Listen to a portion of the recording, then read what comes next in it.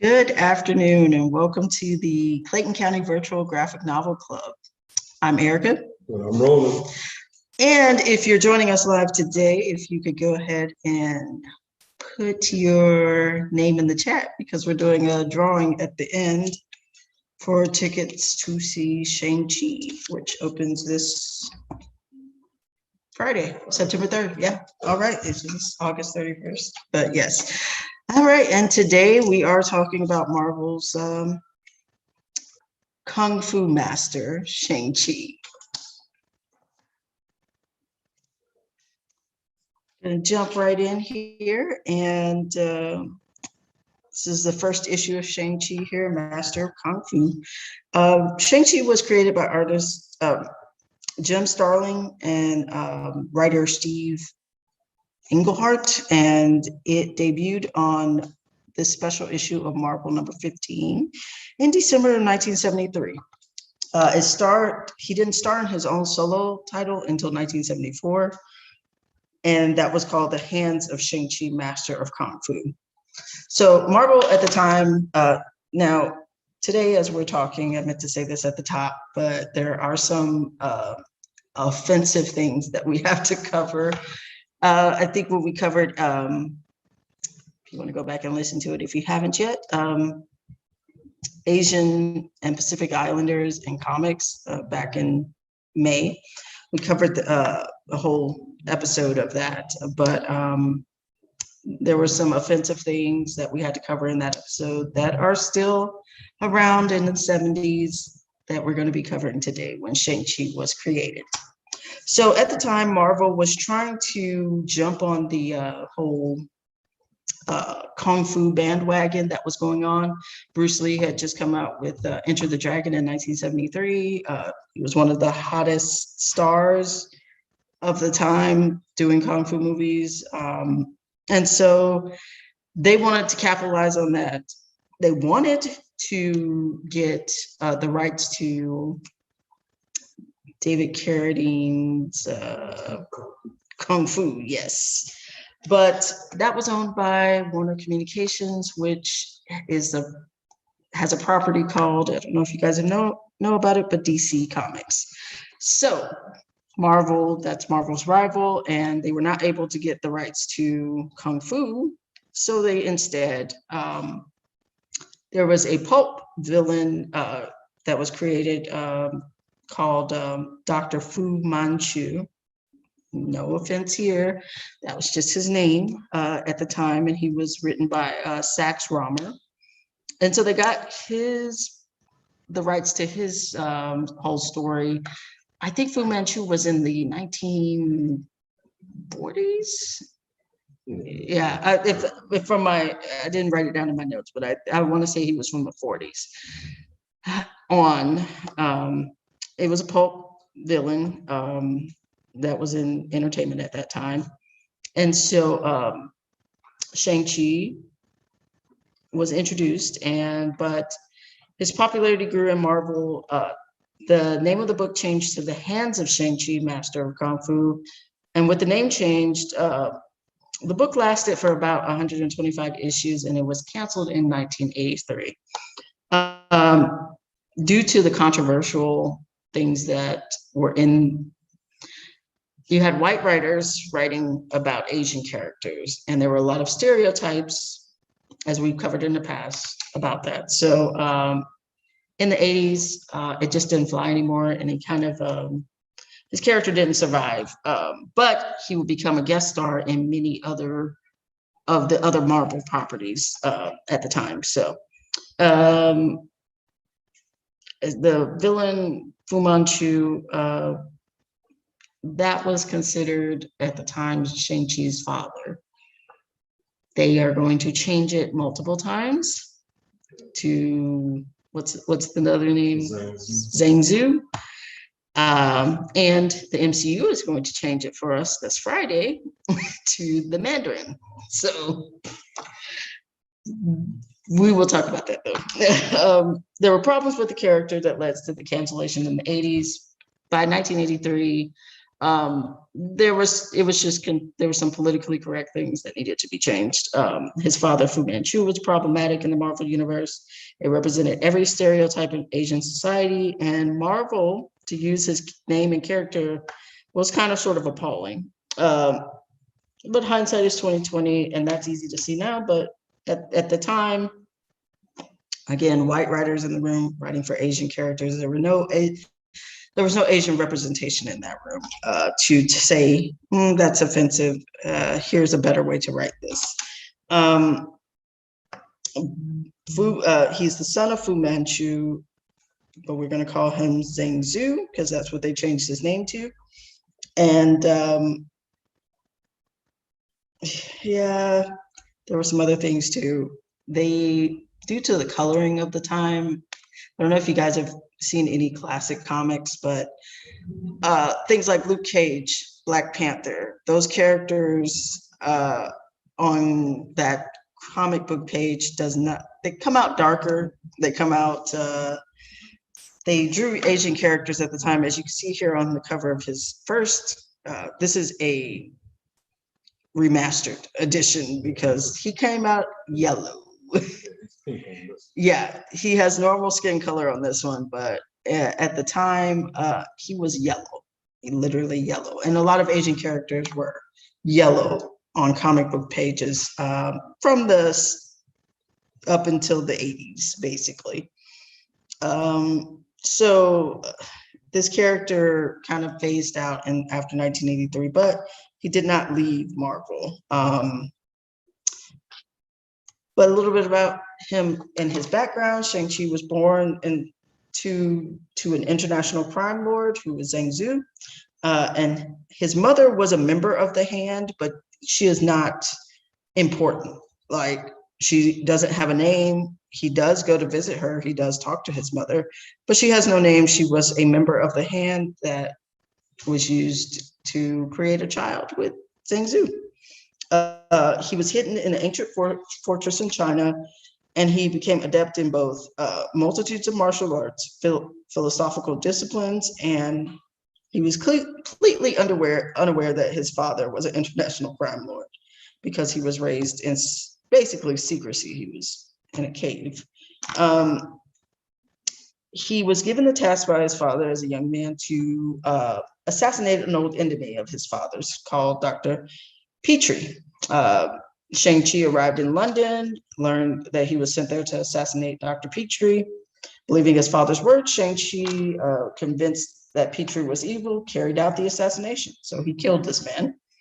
After he killed Petrie, Shang-Chi is confronted by Sir Dennis Nayland Smith, who works for MI6, and he intervenes and tells Shang-Chi that who his father really is. And when Smith reveals the true nature of Shang-Chi's father and what he does for a living, Shang-Chi confronts his father. He travels to New York. First he travels to New York and finds his mother, and she confirms the truth. And in his anger, he leaves and confronts his father. And Zhang Zhu, he confronts Zhang Zhu and declares him from that point on sworn enemy. He agrees to work with Smith, who is an MI6 agent, and Shang-Chi meets Smith's agent, Black Jack Tar, and another MI6 operative named Clive Reston.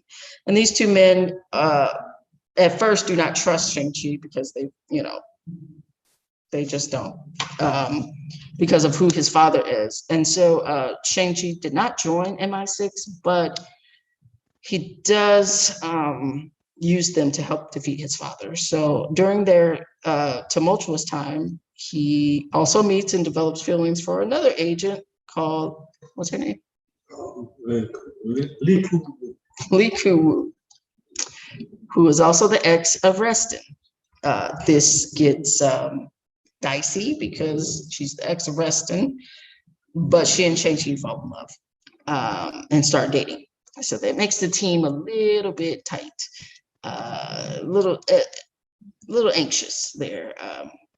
So Wu also was believed to have shot and killed Shang-Chi's father, but of course, Shang-Chi's father is not dead. He pops back up alive, and after they think they kill him, Shang-Chi and Wu continue their relationship. He goes back, he retires basically, and he's like, I've completed my mission. I have nothing else to fight for. I'm going to go live in peace.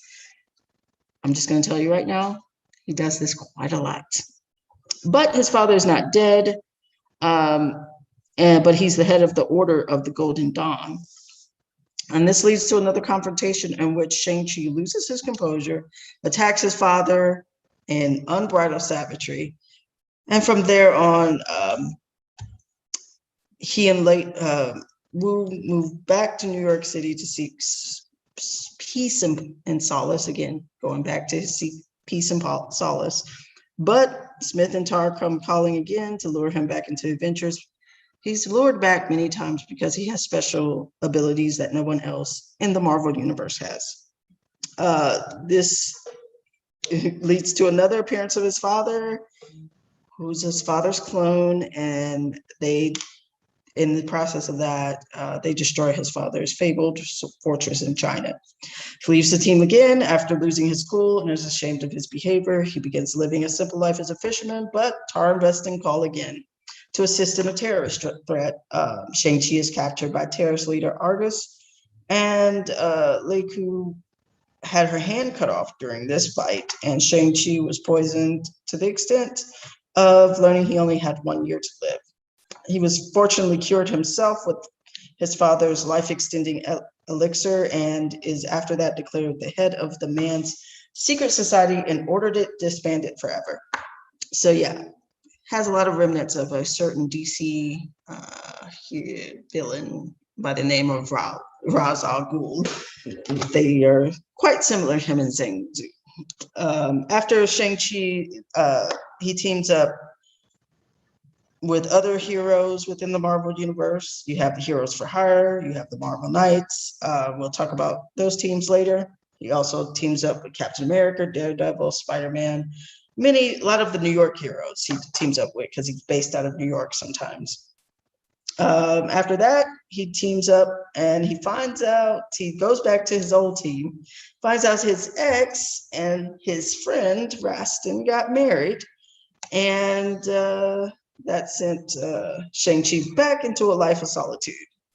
He pops up again during the superhero registration period, during Marvel's Civil War saga. He joins the new team of Heroes for Hire, and he faces off against Hulk's alien Warbound and enters in a toward affair with a female. Her name is Sarah. Yeah, but he ends up in a toward affair with. But she's a member of the new Heroes for Hire. Yeah, so I was trying to incorporate that in because I didn't. Yeah, but Tarantula and. But also during this time, he's also suffering through worrying about losing control of his self-control. That's one of his biggest issues. He is, his teammate Humbug admitted to betraying Tarantula to the Warbound to be tortured, and Shang-Chi kills him in brutal fashion. And he brings great shame upon himself, and again is purged by leaving the team once again to seek inner peace. So a lot of this going back and forth to seeking inner peace. Shang-Chi is recently, he works alongside MI13. His name is Pete Winston, and he tutored a young hero, Killraven, to face his father again. He trained Spider-Man in martial arts. He is also a member of the Avengers. But he was offered to it originally by Captain America and Iron Man, and that was during Secret Avengers, but he declines after they complete that mission.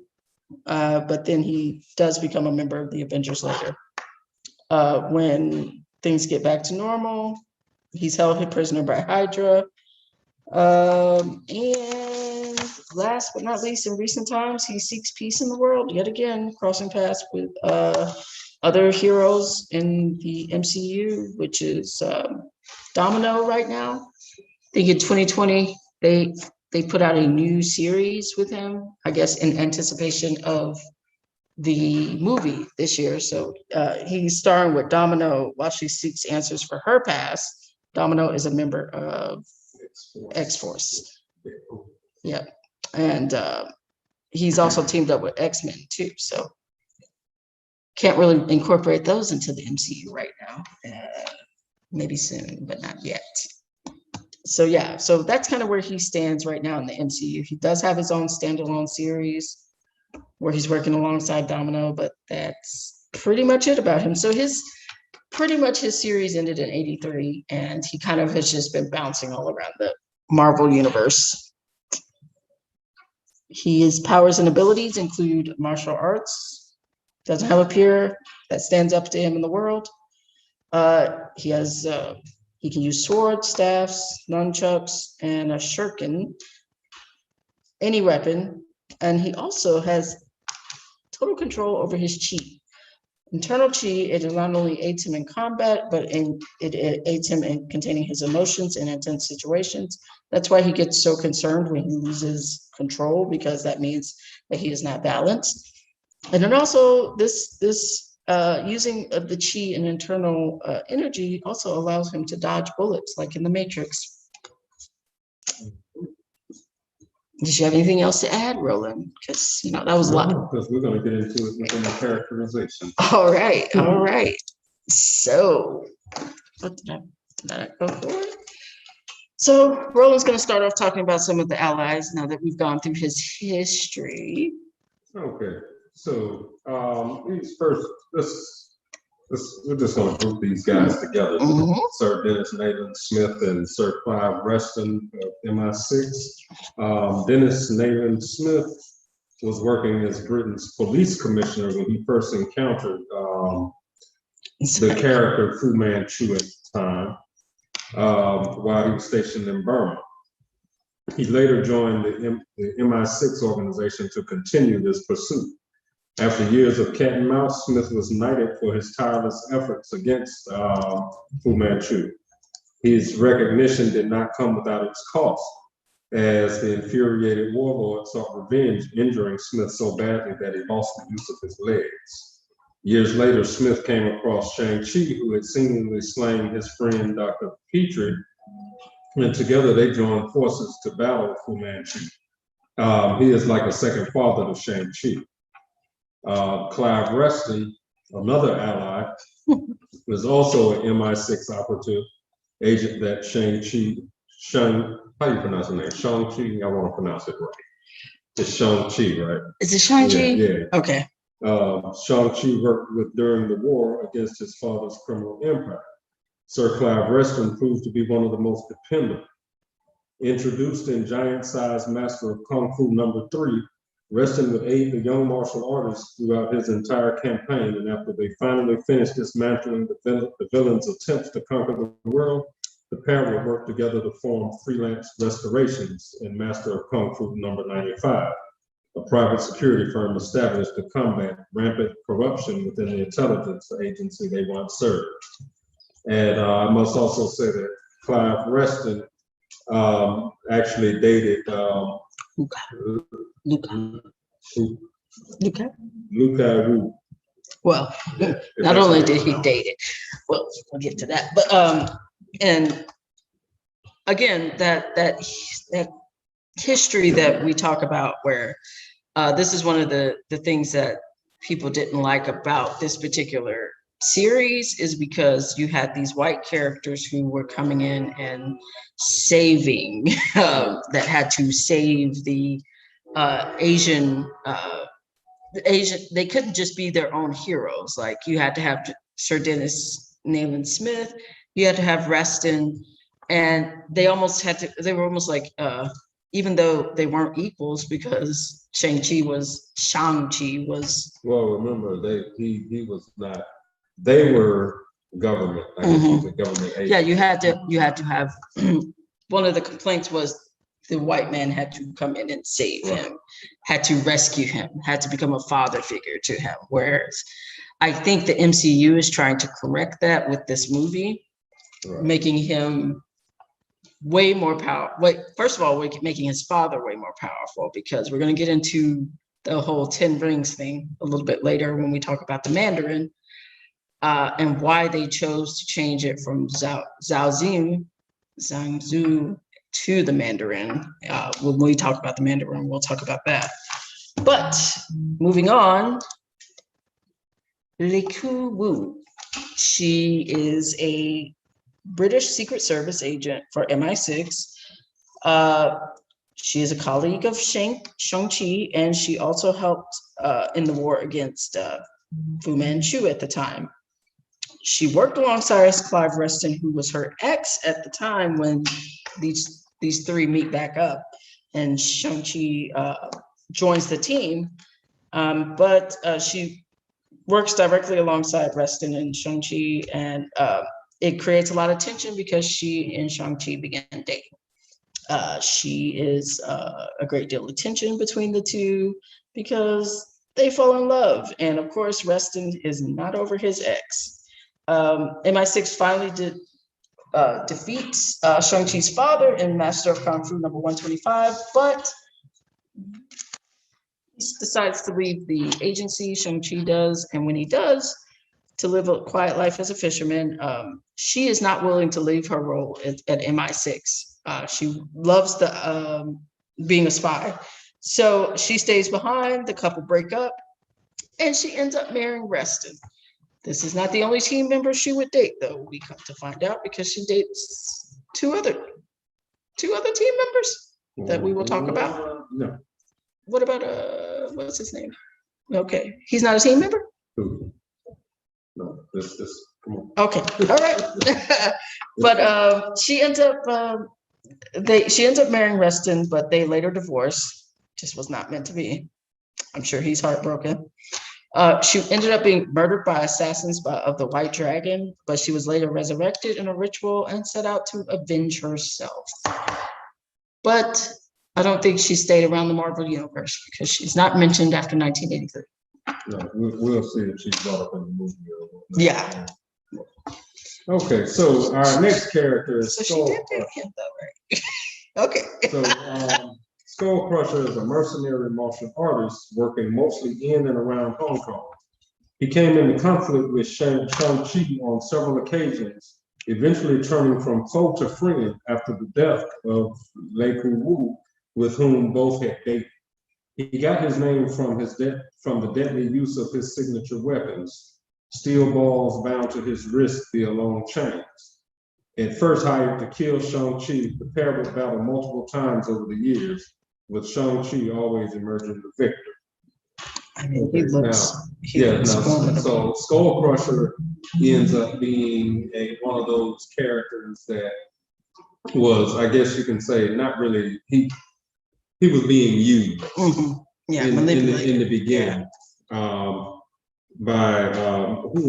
there's another, by Razor Fist. Yeah. He had been hired by Razor Fist. Razor Fist was supposed to be going after Shang-Chi, but in order to basically keep himself out of harm's way, he hired Skull Crusher. And over the years, Skull Crusher just basically kept coming after Shang-Chi until they basically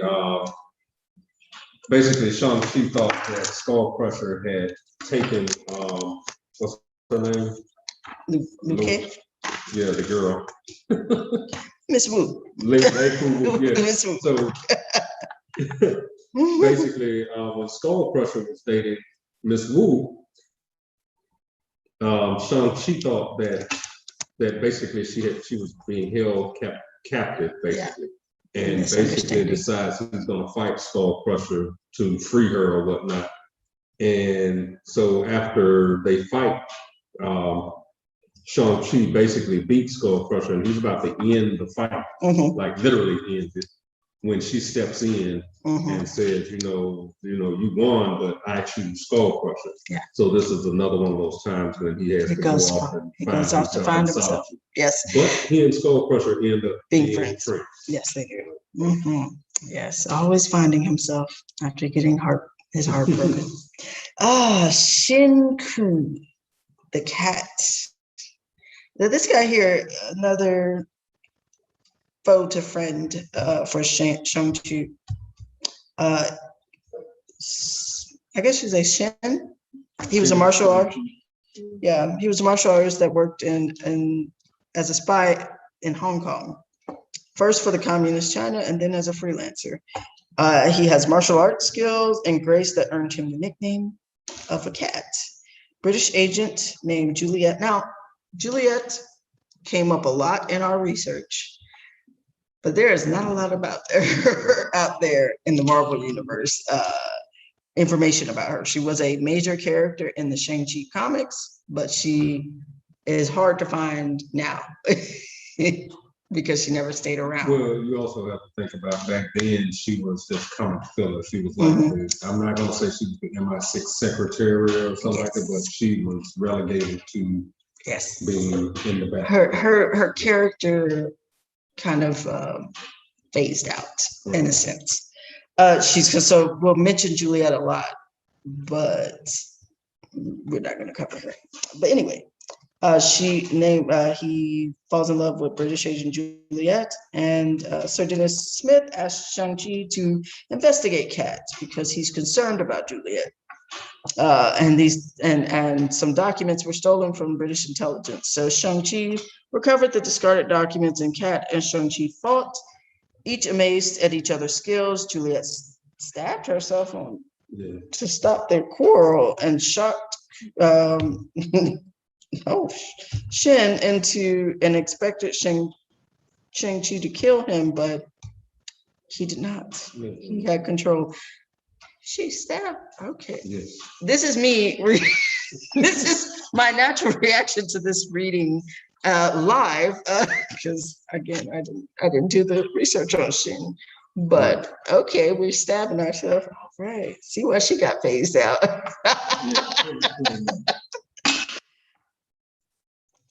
All right, Nick. Self-harm is never right. Not even in the comics. All right. And not over a boy. Our next character is one Mr. Blackjack Tar.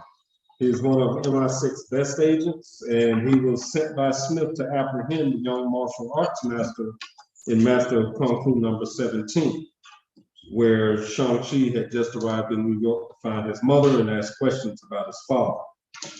Tar was a veteran of the British Army when he was recruited by MI6 to serve in Hong Kong, and later joined Smith's fight against his archenemy. With years of experience and a wealth of combat training under his belt, Tar was a natural choice for Smith's team. Though the pair fought when they first met, Tar and the young martial arts master would soon develop a solid friendship, as Blackjack proved himself to be one of Shang-Chi's most trusted allies. Looks like the dude from Enter the Dragon. Pretty much. All right. And of course, last on our list of allies is Spider-Man. Now, we did mention a lot of allies earlier, but this is Peter and Shang-Chi had a outside relationship outside of being superheroes. They were actually really good friends. Of course, Peter Parker, if you don't know his story, just a little bit about him. Puny high schooler that gets bitten by a radioactive spider on a school field trip. He's orphaned and he lives with his Aunt May and Uncle Ben. He took on the persona of Spider-Man at first to get fame and fortune, but then everything changed when, in an act of selfishness, Parker allowed a burglar to escape police arrest during Spider-Man's appearance. Then rather than intervene, and later when he returned home, he learned that Uncle Ben was murdered at the hands of that same burglar, and the weight of what he did fell on his young shoulders. He vowed never to use his powers again for his own gain, and he tracked down his uncle's killer as Spider-Man and brought him to justice. And from that moment on, that is the birth of the Amazing Spider-Man there. He abandoned his media star persona and he spun his web slowly to capture criminals of all kinds. Shang-Chi and Spider-Man first met in 1974 in Giant Spider-Man #2 when Shang-Chi's villainous father tricks the two crime fighters into a deadly battle, both convinced that the other one is a murderous villain, and then the heroes fight to a standstill until Spider-Man realizes they've been duped and convinces Shang-Chi of his innocence by refusing to fight any further. They're united at last, and the pair team up to stop the schemes of Shang-Chi's father and send the villain packing once again. But the adventure is just the first of many meetings between the two heroes and the start of a friendship that continues to this day. And as I said, Shang-Chi is a member of the Avengers, which Spider-Man is also a member of, and he trained Spider-Man in martial arts. So that's a cool thing that they share also outside of their friendship. All right. About some We enemies. get to the first of his enemies, and let's take out the big bad first and foremost. Well, where we step in. We are only going to explain this. Yeah, I'm going to give a disclaimer about this because his father, Zhengzhou, who was formerly Fu Manchu, basically for the MCU, right. They are naming Zhengzhou as the Mandarin, basically the leader of the organization, the Ten Rings. Now, his comic book background is basically he was raised by his aunt following his parents' death in communist China. And he used his brilliance and family wealth to attain prominence in the Kuomintang party's reign over China. During the Communist Revolution of 1949, it cost him his position in power. Although the population he had once commanded still regarded him with nihilist awe. After years of seeking some means of regaining greatness, he ventured into the mysterious Valley of Spirits, where he discovered the millennia-old wreckage of a starship of the reptilian Cochranitherian or Maculan extraterrestrial race, and the 10 mighty rings which had powered the vessel. The Mandarin spent decades mastering Maculan technology, then several years more conquering the valley's adjacent villages and establishing a network both of citadels and of loyal followers, such as Po, Yu, and Li Feng. His long-range goal was to conquer China and then the world, which he claimed he would rule with the wisdom and harmony of his nobleman ancestors. During these years, he fathered a son, Temujin, whom he sequestered in a remote monastery, and took the girl later known as Madame Macabre as a student. Another girl, Mei Ling, became betrothed to marry him in adulthood. Now, this character, the Mandarin, was originally a nemesis of Iron Man. Yep. And if you remember in, I think it was Iron Man 2, where they basically had a character named Trevor, who was an actor, come in and say he was the Mandarin. But what we're finding out that this was a foreshadow of the fact that they knew that they were going to bring Shang Chi to basically the film. But I found out in my research is that Shang Chi had been optioned as a character in the early 2000s, before the MCU even became this by another studio. Yeah. So the problems with Zhengzhou being formerly Fu Manchu. Yeah, they didn't want to deal with it. They didn't want to cross that river, basically, when it came to the MCU, especially in this new time where everybody's placing an emphasis on realizing other cultures and representation and everything. So what they did, they morphed Zhengzhou into the Mandarin, thereby giving you the basically the legend of the 10 rings. Now, if you remember in the comics, the 10 rings were not 10 armbands. No, they were 10 rings. They're actually 10 finger rings. 10 fingers. He had enough on each hand. Right. He had enough bling to take down. And I think even in the MCU, the character, the actor had those same rings on, fooling you into thinking that they were the rings that. But I think in Shang-Chi, the movie, the rings are actually they're like armbands. Now I'm going to say that Shang-Chi is not Zhengzhou's only child. No, he has adopted children as well, and we're going to get into one of those later. Again, he reminds me a lot of a DC character called Ra's al Ghul, who goes around, has mysterious powers that he got from God knows where, and a lot of children. Yeah. All right, so we're gonna go on to Razor Fist. He is going to, as you see at that bottom picture there, he's going to be in the movie.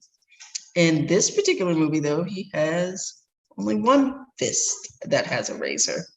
We're gonna find out he's gonna end up with two. So,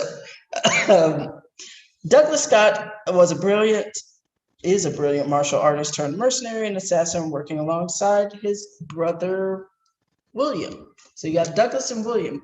Both of them have been Razor Fist. The comic panel there, you can see he has two razors. But they both battled Shang Chi and have been defeated by Shang Chi.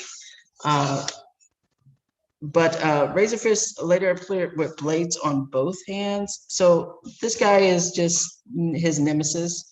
He has worked for different organizations, no particular organization, but he's been sent after to fight Shang-Chi many times.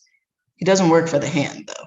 He's not even associated with his father. But he has fought Shang-Chi many times and been defeated many times. He lost both of his arms were cut off by Colleen Wynn. We've covered her. She's a hero for hire. She is worked with Luke Cage and Danny Rand and what's our girl's name? Misty Knight. Misty Knight, yeah. They've worked together and teamed up. So Douglas and William have both been Razor Fist in the comics and battled Shang-Chi, but Douglas has a longer history and story with Shang-Chi. He's also fought, he's a nemesis of Hawkeye, Elektra. I believe he killed Elektra one of the many times she has died. He killed Elektra and Captain America, and he's even managed to defeat Wolverine once with the help of a mutant named Sapphire Sticks. He pushed Wolverine off of Sapphire weakened with her powers, weakened Wolverine, and he came in and pushed Logan over a cliff, and it almost killed him. Like he almost died. So. But this guy comes up a lot in Shang-Chi's history. Yeah, he's the one who basically hired. He hired the other guy to go after. He hired Skull Crusher. Yeah, like I said, he's not associated with any organization. He's kind of like he's a mercenary. So whoever hires him, and in that case where he hired Skull Crusher. Mm-hmm. He was working for Zing Tzu. Oh, so he had been hired. Like you said, he's a mercenary. Yeah. He had been hired. But in order to keep himself out of harm's way, he decided to use. What did he do? He delegated? Yeah, he basically he was like, down I subcontract this to some Skull Crusher. Until Skull Crusher found out that he was being duped. Yeah. Okay. All right. Our next baddie is Death Dealer, aka Li Ching-ling, which is also going to be in the movie as a major character. Death Dealer is an MI6 agent that is actually a double agent, as he actually works for Shang-Chi's father. In the comics, he was killed while trying to claim a sample of Shang-Chi's blood. And during that battle, Shang-Chi basically knocked over a brazier full of flames and set him on fire, which in the comics he did not come back from. We'll see in the comic, but basically Death Dealer is just basically a double agent. Now, we'll probably see him without this costume on. Yeah. As he works for MI6 in the movie, but then we'll see him as he's shown right here. You know, when he goes into mercenary mode, basically. And that's Death Dealer. Let me get you to cover this one too. Okay, so this is the other, when I said that Zhang Zhu had more children and one of them were actually adopted. Midnight Sun, who is actually a major character in the comics. I don't know if he's going to make his show in the movie. He may, but not in costume. As you can see, he has a real. I'm not going to call that costume flamboyant. I'm going to say he looks like the Phantom. Right. But yes. His real name Manai, and what it was, he was the son of two of Fu Manchu's agents. So this happened before Marvel changed his name to Zhang Zhu. These are old characters. Okay. And this is when Fu Manchu was the infamous president of the Sci-Fan, the secret society determined to conquer the Earth. When Manai was a young child, his village was attacked by British intelligence, MI6, and his parents were killed. During the attack, Manai was scarred, and basically Fu Manchu took him into his home and raised him. He became best friends with Shang Chi, but he also took up the code name Midnight because he grew to become one of Zhang Zhu's main assassins. So this right here is the point that it brings contention between him and Shang-Chi in the comics constantly because they grew up together. They grew up together, but Shang-Chi is, and it's not a secret that he's an assassin. Yeah. Shang-Chi wants him to basically do better. Yeah, he's like, hey, we grew up together, we're friends. I changed, but you came too. He was indoctrinated by his father, so Yes. It's almost like good son, bad son. Right. All right. So next, we're going to talk about the organizations that Shang-Chi has been a member of. Yes. And the first one will be Heroes for Hire. So that was that organization I mentioned. This is the new iteration of Heroes for Hire here, but the original Heroes for Hire, it comes back to one man, Hero for Hire, Luke Cage. We've covered Luke Cage. If you want to go back and listen to that one, that was last year. You can find it on our YouTube page. But Luke Cage started the Superhuman Security and Investigation Service for a fee. They don't work for free. And Cage later went into the business of with martial arts Iron Fist. And they train, that is Danny Rand, who is trained for a decade in the mythical city of Kunlun. Okay. You were telling me about this one. And yeah. Danny Rand seized the heart of the dragon to become the Iron Fist.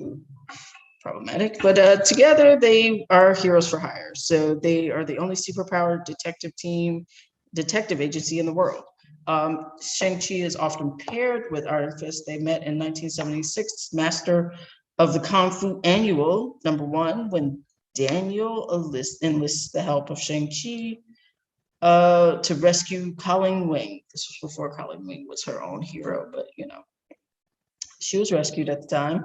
And the two team up again in Deadly Hands Kung Fu number 29, when a villain holds the entire British Parliament hostage in an attempt to force the two martial artists to fight to the death. So that's his tie to the Heroes for Hire. This is the new, I mentioned earlier that during the Superhero Registration Act, during Marvel Civil War, he also teams up, he pops back up again as a Hero for Hire. He is recruited, so yeah. So falling off of the back of Heroes for Hire, you know what? You added this one. Yeah, I added Marvel Knights. Let me run through Marvel Knights real quick. The Marvel Knights is basically a team that Daredevil put together when he wanted to capture the Punisher, who was out there being extra as always. Is he not always extra? Well, he was being extra this time, and they wanted him to face legal justice over some of his recent actions. Not when he was taking out the mob, but he went a little extra. And basically, Shang-Chi became a part of this group. Okay. And this group consisted of the Daredevil, Black Widow. We read that for Black Widow.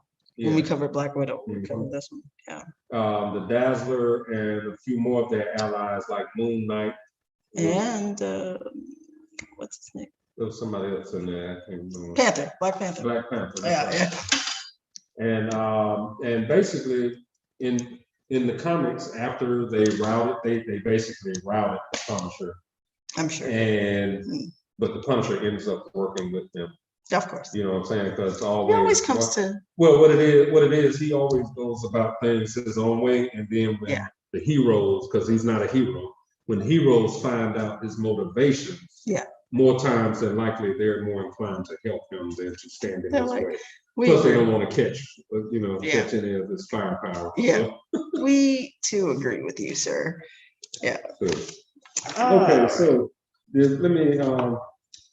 Daughters of the Dragon. This is what I was going to say was going to fall off of Heroes for Hire, because the Daughters of the Dragon are basically known that it is Misty Knight and Colleen Wing. Yeah.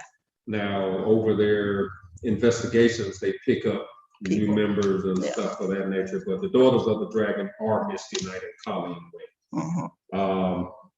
Colleen Wing was raised by her grandfather in the way of the samurai, and so she put her swordsmanship to use to avenge his death at the hands of a Hong Kong crime lord. When New York City police officer Misty Knight lost her right arm while saving civilians from a live explosive, Tony Stark outfitted her with a new bionic arm as thanks for her heroic actions. Together, they are the best friends known throughout the world as the Daughters of the Dragon. Basically, to form the team, Wing and Knight initially recruited the Black Cat, Tarantula, Humbug, and Shang-Chi in 2006's reboot Heroes for Hire #1. Yeah. The team helped Iron Man defeat Captain America during the Civil War, and after it was over, was contracted by Tony Stark to find and arrest any superhumans who refused to register with the government in accordance with the new law. Shang-Chi eventually began a toxic romance with Tarantula that would prove as short-lived as the team's existence. When Humbug betrayed the team, like we said before, during World War Hulk event in 2007, he captured and tortured Tarantula, leading Shang-Chi to kill him in a cold rage in Heroes for Hire #15. Filled with remorse, Shang-Chi left the team, and the new Heroes for Hire disbanded in the same issue. Now, and that was basically Daughters of the Dragon. Yeah. I'm gonna have to see if that's available in graphic novel. Sounds like a good story. Oh, yeah. All right, and of course, as we've mentioned many times on this graphic novel club, the Avengers. They keep popping back up because almost everybody we cover in the Marvel Universe has been a member of them. But after the events of Avengers versus X-Men, Captain America and Iron Man wanted to make a new, bigger, stronger Avengers team. Shang-Chi was one of the first heroes to be chosen in this new invite. He accepted the offer from Captain America and saw it as an opportunity to challenge himself. Although Stark acknowledged that Shang was an extraordinary hand-to-hand combative, he wanted to take advantage of Shang's mastery of traditional weaponry and provide him with personalized equipment. Shang-Chi's first encounter with the team happened in 2010 and 2011 Secret Avengers. Steve Rogers' covert ops branch of the Avengers discovered that a group of villains known as the Shadow Council is attempting to resurrect Shang-Chi's villainous father. The former Captain America asked Master of Kung Fu to help him defeat this Shadow Council. Rogers and the Secret Avengers team includes Sharon Carter, the Beast, Ant-Man, and Black Widow, Valkyrie, Moon Knight, and War Machine. And together they help Shang-Chi discover that his father's real identity is Zhang Zhu, a powerful and immortal sorcerer. That is new. And the Avengers ultimately defeat the Shadow Council and ensure that Zhang Zhu is never resurrected again. He would officially join the team in 2003's Avengers #1. 13. That's sorry. So, now, one thing that they said, now I know that they in the listing it said that his first encounter with the team was 2010, 2011. That was his first encounter with that. How would we say the modern day? Yeah, the modern, like the more. But if you look at the slide, he has been an Avenger. Yeah, he's been. I'm sorry. In the Avenger storyline. He's been in their storyline. He hasn't been an Avenger. No, he's in the storyline. And what you can also see is that this is one of those super old storylines. Fu Manchu. Well, yeah. First of all, his father is Fu Manchu, but also look at that. Yep, he's yellow. The color thing, and see, that's why I did side by side comparison, because you can see that the comics changed. And you know what? Being younger, and I'm not sure what year this one came out. It probably came out. I was probably about 2 or 3 years 74. old. No, I was 2 years old when this released. So by the time I was able to actually collect books of this stature, it already in the early 80s. Well, I didn't know anything about the Yellow Room. No. By the 80s, I think it was. No. It was still around. Okay. Okay. You know, it wasn't a big deal to them, basically. I mean, because I mean, growing up, there was a lot of things that weren't a big deal in our day and age that in the 90s became a big deal because there was a lot of reckoning to be had. In the late 80s, a lot of things that I think 90s brought in political correctness in a sense of a term. So there was a lot of things that happened in the 80s.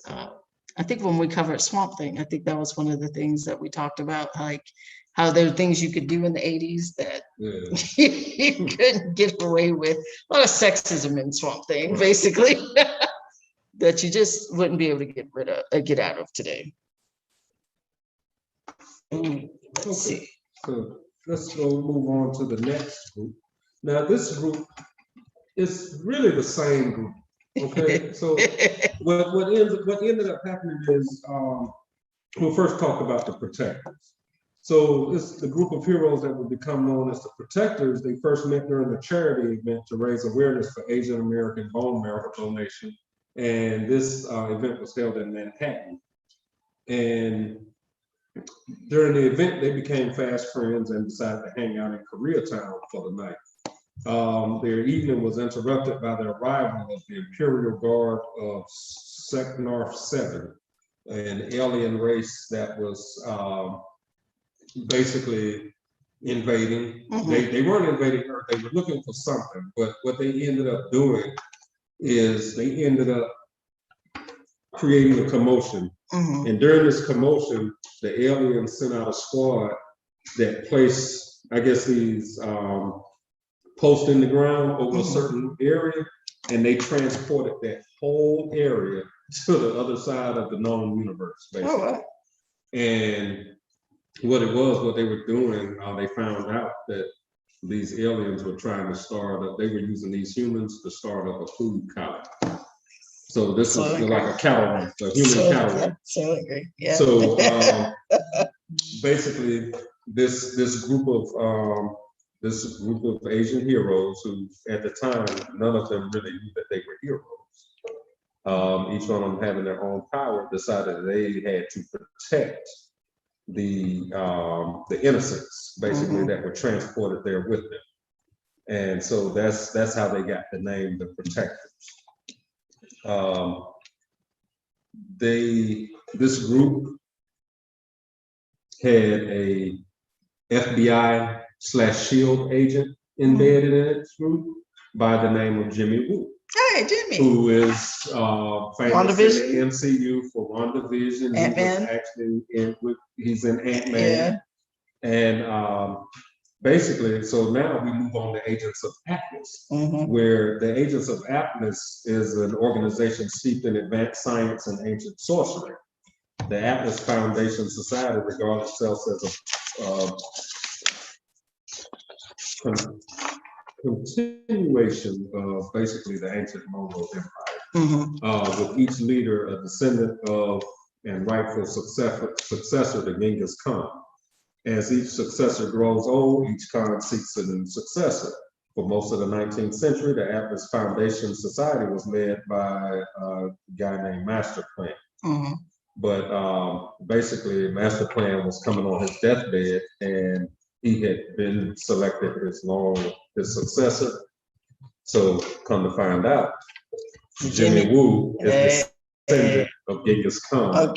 And and he becomes he uses this organization for good, basically. Okay. It's an organization that has basically in the comics has been like a shadow organization. They never they and I guess it's something because it's a newer group, but they play like it's been there in the shadows in the past. They've been dropping Easter eggs all along in the Marvel universe. But it's an organization in the comics that has been able to be used for whatever I guess you can say the leader, whatever his machinations are, that's what the organization is. So now that Jimmy Woo is in charge of it, you have basically a super team that's out for good. But this is basically an all Asian. Yep, that's what it looks like. It's Marvel's first. Yeah.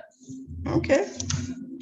And last on this list, the last team he's involved in is the Five Weapons Society and its House of Champions. The original organization was ran by Shang-Chi's father, Zhengzhou. After Zhengzhou's death, it's revealed that the spirit of Zhengzi, Shang-Chi's deceased uncle, that Shang-Chi is the chosen replacement. Each house of the society is represented by a single weapon, and the 4 of these houses were located by Zhengzhou after the Boxer Rebellion around the 1900s. So that they had defied the society. Currently, each house is run by Shang-Chi's siblings. And their leader is now dead. The society's 5 houses, each devoted to a different weapon, all elected champions to fight and decide who will lead the new organization.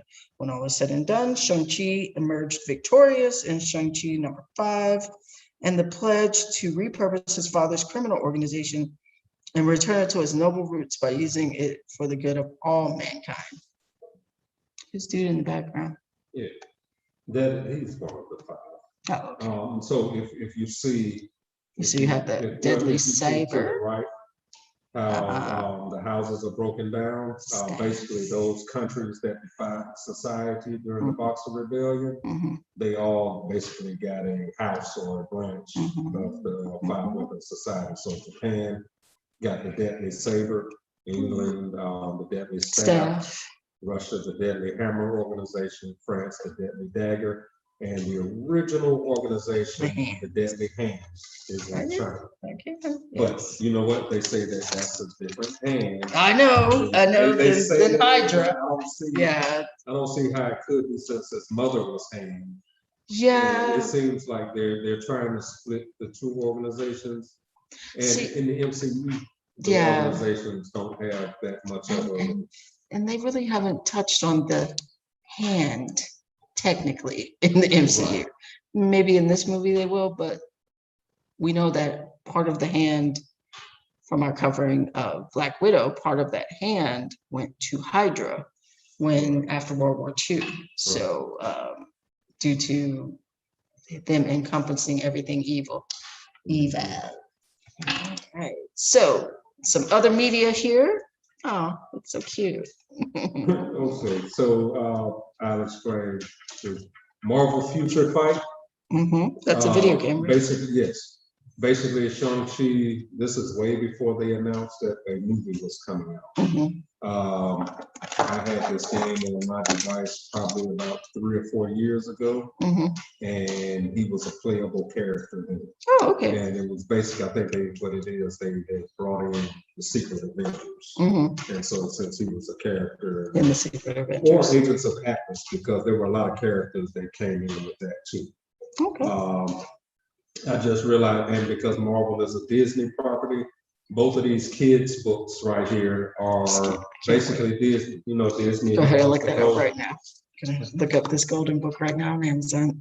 Yes, there's a golden book for Shang-Chi and World of Reading, which is a beginner's readers, more like what do we have? Easy reader books. And then of course you have the movie that will be premiering on Friday. Of course. You know, I collect. I don't collect it, but I buy it for my son. There's the golden book. Oh, I have Black Panther, Captain Marvel. There's another one. The Avengers in general. I did not know that they had. Oh, yeah, yeah, yeah. Yep, there it is, right there. Yes, yes, yes. But yes, all right. So if you can put your name in the chat, if you came to us live today, so you can get your tickets. Anybody come to us live today? If not, we are having a hard time giving away these tickets. We try to give it away. Black Widow. Nobody Somebody wants. put their names there. Oh, cool. Bernard. All right, come on, Bernard. Okay. So, Bernard, we're gonna put our at gmail.com. That's right? Yeah. Mm-hmm. Okay, so we're gonna put our email address there. Bernard, if you could email us and we can get in contact with you on how you can come and pick up your 2 free tickets to see Shang-Chi at any AMC theater. All right. So just before we leave, please check out Comics Plus. If you have a Clayton County Library card, you can borrow and read thousands of digital comics, graphic novels, and manga from Clayton County Library System. There's no holes and no waits. So like some of the stuff that we'll be covering soon, if you want to read some stuff and share it with us, or if you have some suggestions that you want and you want to check it out, here's where you can do it digitally without even having to come into the library and pick it up. So you can access these titles offline once you download them to your tablet, smartphone, or computer. So just if you want to sign up today, go to claytonpl.org and go under Learning and Research and check out Comics Plus. Just click on the icon for Comics Plus and it'll take you there. And you just have to have a valid Clayton County Library card that's in good standing. And if it's not, come by your library, get it in good standing, or come by the library and get you a library card. And in 2 weeks, join us again. We will be covering DC's Supergirl. This is the last season of Supergirl for CW. She's coming to an end. I think season 2, 6.B or 6.0, whatever, because it was the second part. They did the first part in the beginning of 2021, and now they're doing the second part. And this is be the end of Kara and the whole Supergirl family. So join us in 2 weeks as we will be covering Kara Zor-El here on the Virtual Graphic Novel Club, and we will see you guys then. All right.